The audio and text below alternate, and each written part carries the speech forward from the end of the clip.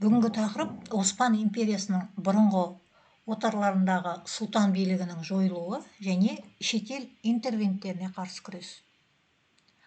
Париж бейбітшілік конференциясында мандат атын жамылған германдық отарларды бөлісу үрдісі орын алды. Париж конференциясы білесіздер, Бірінші дүниежүзілік соғыс аяқталғаннан кейінгі Версаль конференциясы.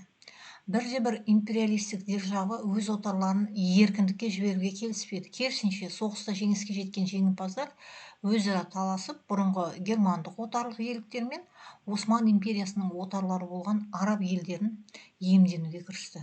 Яғни осы араб елдерімен және Африкадағы Египетте жағдай қалай болды, соған тоқталамыз бүгін. Алдарыңызда Сауд Арабиясы. Мынау соғыс аяқталған кезде Арабия түбегінде екі ірі мемлекет, орталығы Эр-Рияд болған Неджд сұлтанаты және орталығы Мекке болған Хиджаз корольдігі болды. Мына картада жасыл түспен берілген, картада көріп тұрсыздар, жалпы араб түбегі көрсетілген, және осы араб түбегінде екі негізгі мемлекет, мынау орталығы Эр-Рияд қаласы болған Неджд ашық жасыл түспен көрсетіліп тұр. Мен сіздерге ссылкамен көрсетіп жатырмын. Яғни Неджд сұлтанаты және орталығы Мекке болған, қазір немен ссылкамен көрсетіп тұрмын, орталығы Мекке болған Хиджаз деген корольдік болған екен. Қою жасыл түспен берілген. Қазір ссылкамен көрсетіп отырмын. Міне осы екі корольдік, негізгі екі корольдік болған екен. 1926 жылы 10 қаңтарда Абдул-Азиз әл-Сауд Хиджаздың король деп жарияланды. Есте сақтаймыз. Алдарыңызда Абдул-Азиз әл-Сауд, бұл кісі Хиджаздың король деп жарияланған болатын. Бірнеше жылдардан соң Абдул-Азиз бүкіл Арабия түбегін өзіне қаратады. Сөйтіп 1932 жылы ол араб корольдігінің бөліктерін біріктіру туралы жарлығын шығарды. Осыдан бастап мемлекет атауы Сауд Арабиясы корольдігі деген атқа ие болды. Сөйтіп Сауд Арабиясының бірінші королі Абдул-Азиз ибн Абдурахман әл-Сауд болды. Осылайша Сауд Арабиясы корольдігі құрылған болатын. Яғни мына картадан көріп тұрғаныңыздай бүкіл бұрынғы сұлтандықтарды қосып бір Сауд Арабиясы құрылған болатын. Елдің конституциясы Құран деп жарияланды. Тақ мұрагері туралы тәртіп орнатылды. Бұл жерде 1933 жылы мұрагер ханзада болып корольдің үлкен ұлы Сауд белгіленді. Алдарыңызда тұр, Сауд. Мемлекеттің шаруашылық негізі өткен замандағыдай мал шаруашылығы болды. Аздаған тұрғындар ғана сулы жерлерде егіншілікпен айналысты. Абдул-Азиздің реформалары мемлекеттің құрылымын исламның алғашқы кезеңдеріндегі уахабтық уағыздармен сәйкестендіруге тырысуы корольдіктің қоғамдық даму деңгейінің бірнеше ғасырға артта қалғандығын көрсетті.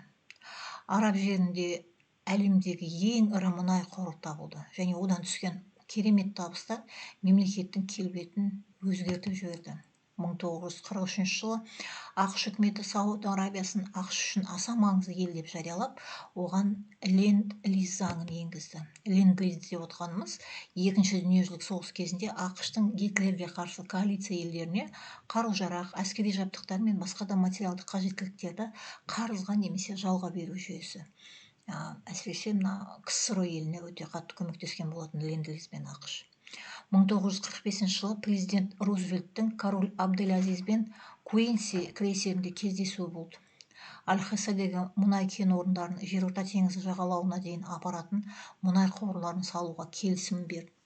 Есесіне Рузвельт Сауд Арабиясының саясатына қолдау көрсететінін, яғни арабтардың шетелдік үстемдікке қарсы бағытталған күресін қолдауға уәде етті.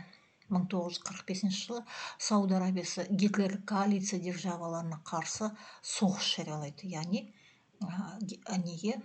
фашизмге қарсы жақта болады.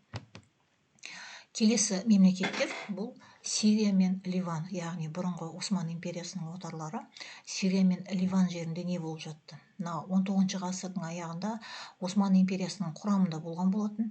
Бұл елдер бірақ 20 ғасырдың басына қарай олар еуропалықтардың, соның ішінде көбінесе француз капиталына тәуелді жартылай отар елге айналған болатын. Мынау алдарыңызда Сирия және Ливан. Басқыншылықтың алғашқы күндерінен бастап ақ Сирия мен Ливан халқы көтерілістер ұйымдастырды. Француз билігі құрылтай жиналысын шақыруға рұқсат етеді. Сөйтіп 1928 жылы құрылтайға сайлау өтті. 1928 жылы қабылданған конституция Сирияны француз мандатын мойындамайтын тәуелсіз мемлекет ретінде жариялады. Сирияның тәуелсіздігін мойындау туралы жаңа мемлекетаралық келісімдер жасауға көніп, 1936 жылы осындай келісім жасалған болатын. 1939 жылы француз парламенті келісімді бекітуден бас тартты. Бүкіл Сирияны қамтыған көтерілістер енді Ливан жеріне ауысады. Келесі мемлекет бұл Египет. 1882 жылдан бастап бұл елге ағылшын басқыншылары билігін орната бастағанымен, 20 ғасырдың басында Египет бұрынғысынша Осман империясының бір бөлшегі саналды. Египет территориясы, естеріңізге түсіндірейін. Египеттіктер үшін деген ұранды көтерген оппозициялық күштердің көсемі Араби пашаның беделін жоғарылатты. Бұл жағдай Англияның соғыс әрекеттерін бастауына себеп болып, нәтижесінде Араби пашаның әскері жеңіліс тауып, ағылшындар Каирді басып алды, яғни Египеттің астанасы Каирді басып алған болатын. 1914 жылы Египеттегі билігін жойғандығын, Египетте ағылшын протекторатын жариялайтындығын мәлімдеді. Сөйтіп Түркия.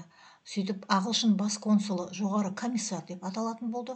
Оның қолында елдің барлық билігі берілді. Яғни қарап отырсаңыздар, Египет жерінде Түркияны ығыстырып, ағылшындықтар билікті өз қолдарына алды. Соғыстан кейінгі саяси күрестің алдыңғы шебіне жаңа күштер шықты. Соның алғашқысы болып 1918 жылы құрылған Вафд партиясы болатын. Яғни Вафд деген сөзді сөзбе-сөз аударатын болсақ, делегация деген мағынаны білдіреді. Бұл партия ұлттық тәуелсіздік талап еткен аса қуатты қозғалысты бүкіл елде кеңінен таратып, жаңағы қозғалыс өзінің маңызды нәтижесін берді.